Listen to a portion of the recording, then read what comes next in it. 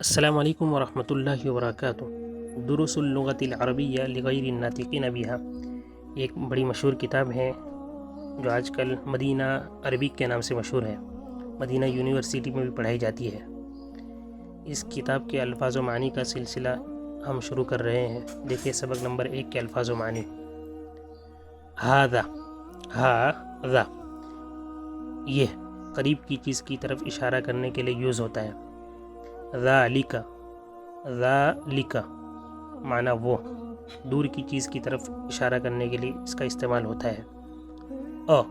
حمزہ زبر اس کا معنی ہوتا ہے کیا۔ یہ جملے کے شروع میں یوز ہوتا ہے۔ ما اس کا معنی بھی ہوتا ہے کیا۔ یہ کسی چیز کے متعلق سوال کرنے کے لیے استعمال ہوتا ہے، جیسے کہتے ہیں ما ھذا، اس کا معنی ہوتا ہے کیا ہے، واٹ از دس، یہ کیا ہے۔ من یہ انسان کسی انسان کے متعلق سوال کرنے کے لیے یوز ہوتا ہے۔ وہ اس کا معنی ہوتا ہے اور۔ نعم اس کا معنی ہوتا ہے جی ہاں۔ لا نہیں۔ بیتن گھر۔ مسجد مسجد۔ سریر بیڈ چارپائی۔ قمیص شرٹ۔ مندیل رومال۔ کلب کتا۔ قط بلی۔ حمار گدھا۔ حصان گھوڑا۔ جمل اونٹ۔ دیکن مرغا۔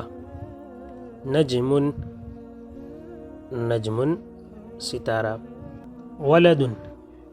ولد لڑکا بوائے۔ رجل آدمی مین۔ مدرس استاد ٹیچر۔ طالب طالب علم اسٹوڈنٹ۔ تاجر